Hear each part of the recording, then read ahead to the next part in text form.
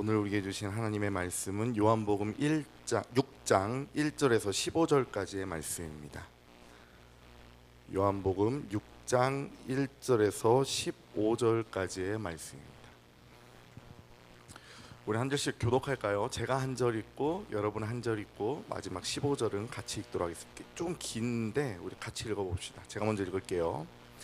그 후에 예수께서 디베랴의 갈릴리 바다 건너편으로 가시매 큰 무리가 따르니 이는 병자들에게 행하시는 표적을 보았음이로라. 예수께서 산에 오르사 제자들과 함께 거기 앉으시니 마침 유대인의 명절인 유월절이 가까운지라. 예수께서 눈을 들어 큰 무리가 자기에게로 오는 것을 보시고 빌립에게 이르시되 우리가 어디서 떡을 사서 이 사람들을 먹이겠느냐 하시니 이렇게 말씀하심은 친히 어떻게 하실지를 아시고 빌립을 시험하고자 하심이라. 빌립이 대답하되 각 사람으로 조금씩 받게 할지라도 200데나리온의 떡이 부족하리이다. 제자 중 하나 곧 시몬 베드로의 형제 안드레가 예수께 여짜오되 여기 한 아리가 있어 보리떡 5개와 물고기 2마리를 가지고 있나이다. 그러나 그것이 이 많은 사람에게 얼마나 되겠사옵나이까. 예수께서 이르시되 이 사람들로 앉게 하라 하시니 그곳에 잔디가 많은지라. 사람들이 앉으니 수가 5,000명쯤 되더라. 예수께서 떡을 가져 축사하신 후에 앉아있는 자들에게 나눠주시고 물고기도 그렇게 그들의 원대로 주시니라. 그들이 배부른 후에 예수께서 제자들에게 이르시되 남은 조각을 거두고 버리는 것이 없게 하라 하심으로 이에 거두니 보리떡 5개로 먹고 남은 조각이 12바구니에 찼더라. 그 사람들이 예수께서 행하신 이 표적을 보고 말하되 이는 참으로 세상에 오실 그 선지자라 하더라. 함께요. 그러므로 예수께서 그들이 와서 자기를 억지로 붙들어 임금으로 삼으려는 줄 아시고 다시 혼자 산으로 떠나가시니라. 아멘. 성경은 그 후에 예수께서 디베랴 갈릴리 바다 건너편으로 가셨다고 우리에게 기록을 해 주십니다.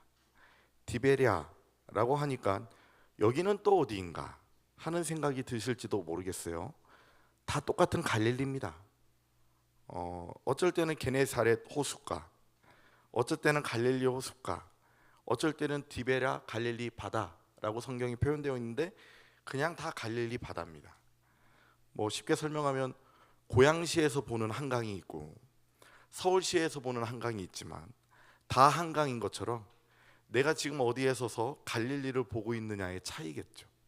그 디베랴에 우리 주님이 가셨다고 오늘 성경은 이야기를 해 주십니다. 왜 거길로 가셨을까? 우리 주님 방금 전까지 예루살렘에 있었습니다. 근데 우리 주님은 왜 갈릴리로 가셨을까요? 성경이 정확하게 가르쳐 주시지는 않습니다. 하지만 추측은 가능합니다. 어떤 추측이 가능하냐면 예루살렘은 대도시이고 방금까지 종교 지도자들과 논쟁과 여러 유업도 있었습니다. 그런데 갈릴리는 인적이 드문 동네이기도 하고 종교 지도자들과 언쟁을 하지 않아도 될 수 있을 정도로 한적한 동네들이기도 합니다. 어쩌면 우리 주님, 아까 우리가 6장 읽었잖아요. 5장에서 맹렬히 전투와 같은 사역을 하신 뒤에 조금이라도 쉼을 청하려고 그곳을 향한 것이 아닌가 합리적으로 의심을 해볼 수 있습니다. 그런데 그때 그곳에 큰 무리가 우리 주님을 따라왔다고 성경이 우리에게 이야기를 해 주십니다. 여러분 어떤 생각이 드십니까? 우리 주님이 계신 곳에는 항상 사람이 많았습니다. 그런데 조금 쉼을 청해도 돼야 되는 이 시간, 쉼을 청해야 하는 그 시간에 사람들이 따라붙었답니다.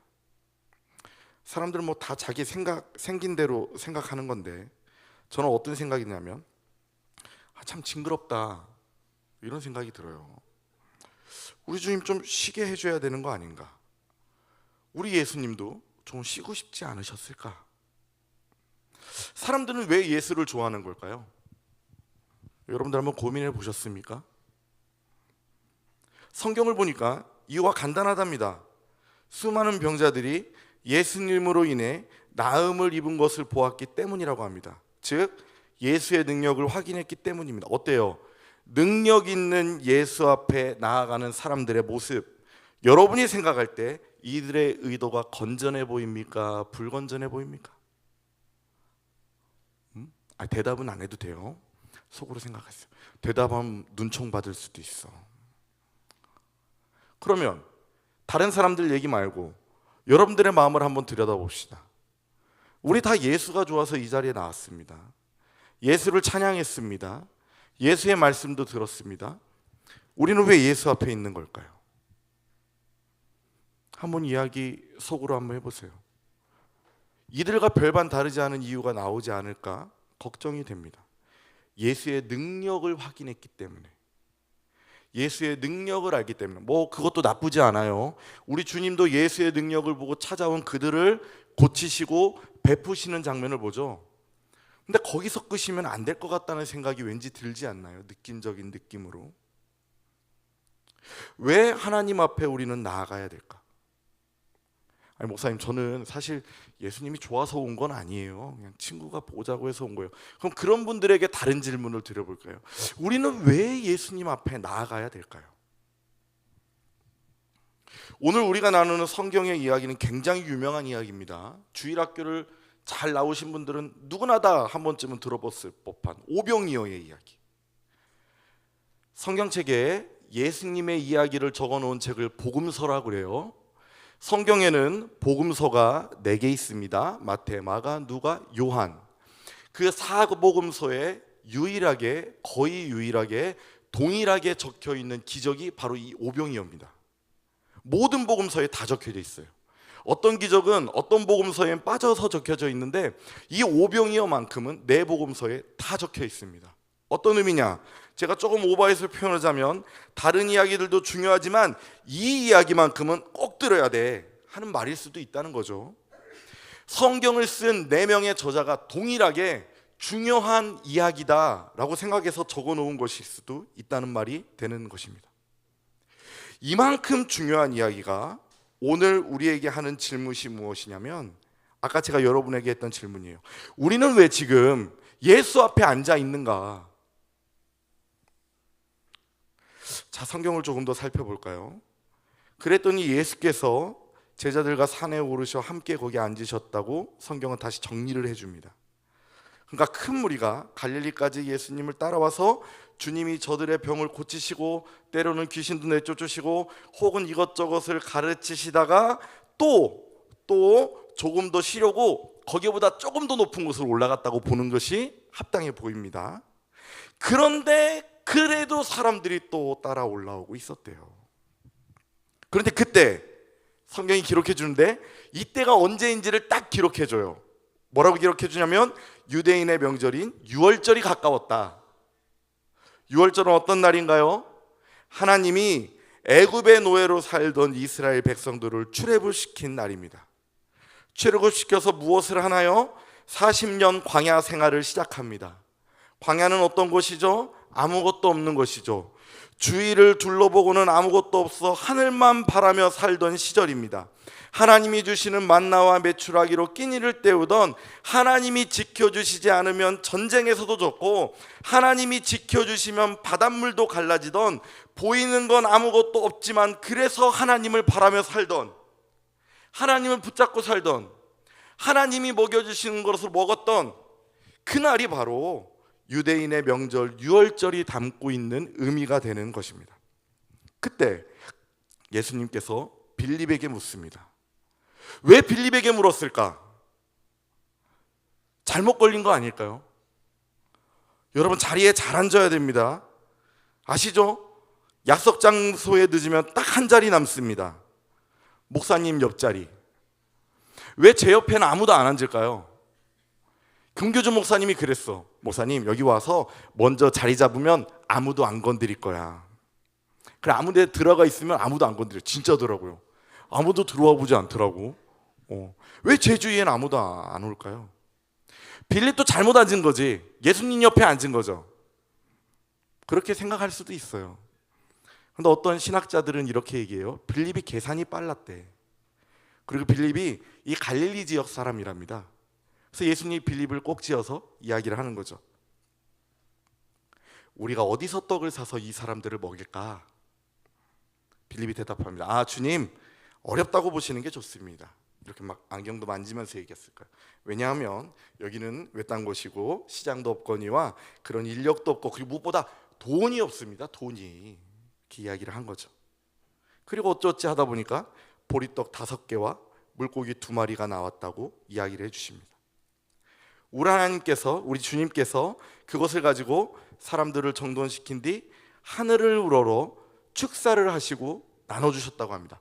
축사라고 적혀 있으니까 뭔가 대단한 걸 한 것 같은데, 이거 직역하면 그냥 감사기도예요. 우리 밥 먹을 때 하는 것처럼 하는 감사기도. 감사기도를 하고 나눠주니까 어떤 일이 일어났는데, 어떤 일이 일어나가지고 사람들이 5천 명이나 되는 사람들이 배불리 먹고 12광줄이나 남았다고 합니다. 무슨 일이 일어났을까요? 그 5병의 떡을 나눠주고 하는데도 줄어들지 않는 일이 벌어졌을까요? 아니면 감사기도 하고 눈을 딱 떴는데 떡이 산더미처럼 쌓여있는 기적이 일어났을까요? 옛날에 예수라는 영화가 있었는데, 예수라는 영화에서는 이 오병이어를 어떻게 그려줬냐면, 기도하고 눈을 딱 떴는데 빵하고 물고기가 산더미처럼 쌓여져 있는 장면을 보여줬어요. 그렇게 됐을까? 어떻게 됐는지 잘 모르겠어요. 그렇게 일일이 나눠줬대요. 그리고 12광주리가 남았다고 합니다. 자, 이것이 바로 너도 알고 나도 아는 오병이어 사건입니다. 그럼 한번 물어볼까요? 이건 대답하셔도 돼요. 오늘 우리 주님이 보리떡 5개와 물고기 2마리를 가지고 감사기도를 하고 나누니 5천 명이나 되는 거대한 무리가 배불리 먹고 12광줄이나 남았다고 합니다. 여러분 믿으십니까? 이쪽만 하면 원래 편이 나뉜 거예요. 이렇게 여기는 중립지대고. 대단한 믿음입니다. 옛날에 18세기의 계몽학자들은 이게 믿어지지 않아가지고 다른 신학을 냈어요. 어떤 신학을 냈냐면, 그게 아니고 어린애 하나가 물고기 내는 장면을 보고 어른들이 감동해가지고 각자 싸운 것들을 냈지라고 했어요. 이게 믿어지지 않아서. 좋아요. 그럼 이 놀라운 기적과 같은 역사를 믿으시는 여러분에게 한 번 더 질문을 드립니다. 그럼 만약에 오병이어가 없었고, 만약에 오병이어가 없었고 3병1호밖에 없었다. 자, 수학 잘하시는 분들 계산해 보세요. 오병이어가 없었고 3병1호밖에 없었어요. 그럼 5천 명이 다 먹을 수 있었을까요? 딱 비례 계산하면은 한 2천 명 정도만 먹었을까? 어때요, 여러분? 이런 고민 해보셨습니까?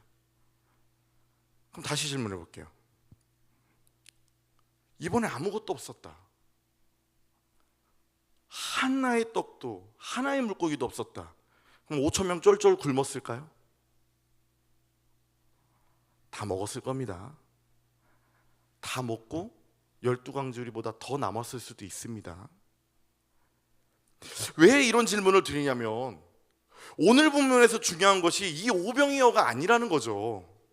제가 오늘 설교 제목을 오병이어를 풀어서 보리떡 5개와 물고기 2마리라고 정했습니다. 이거 함정입니다. 이거 노이즈 마케팅이에요. 많은 사람들이 이 오병이어에 집중을 해요. 그런데 제가 분명히 말씀드렸죠. 오늘 본문은 우리가 왜 예수님 앞에 나와야 하는지를 질문하고 있다고 말입니다. 그리고 이때가 언제라고 그랬죠? 6월절. 6월절은 어떤 날이라고요? 실향이 울부짖고 정갈이 울부짖는 곳, 주위에 아무것도 없어서 하늘만 바라며 살아야 하고 하늘만 바라며 살아냈던 광야의 삶을 기억하는 날입니다.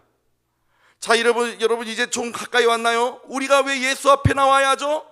왜 예수님을 배우고 예수님의 능력을 힘입어야 되죠? 하나님을 기억하기 위해서. 하나님을 기억하기 위해서. 우리가 예수의 능력을 힘입자, 예수의 능력이 여기 있다, 예수님이 우리를 바라보신다라고 100번을 이야기해도 하나님을 오늘 기억해내지 못한다면 이 자리는 오늘 이 5천 명과 다르지 않은 자리가 될 수 있다는 거예요. 그럼 하나님이 같이 하는 세상은 어떤 세상인가요? 하나님이 오늘 여기 있다는 것을 기억하는 자의 자세는 어떤 자세인가요? 하나님이 지금 강야와 같은 내 인생 가운데 함께하고 있는 모습은 어디서 찾아볼 수 있을까요? 오병이어를 감사하게 여기는 모습,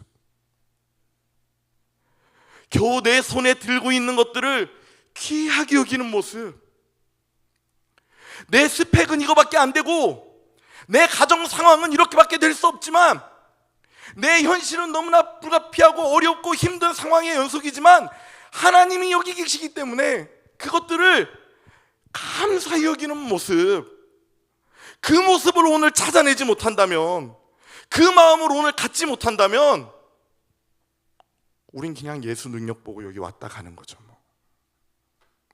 아세요? 예수님은 끊임없이 하늘을 가르치고 있어요. 근데 우리는 아무도 예수님의 손가락을 보질 않아. 예수만 봐, 예수만. 이후에 보실래요? 예수 보고 왕대 달라고 하니까 예수님이 어디로 가죠? 심리 밖으로 도망가요. 예수님은 왕이 되고 싶어 하는 마음이 없어요. 예수님은 여러분들에게 하나님을 가르쳐 주고 싶어요. 하나님이 오늘도 여러분과 함께하고 있다는 것을 보여주고 싶다고요. 사랑하는 여러분, 하나님이 오늘도 여러분과 함께하는 줄을 믿으시기를 주님의 이름으로 축복합니다. 하나님과 함께하는 삶이 어떤 삶입니까? 하나님과 함께하는 삶, 거기가 천국이에요.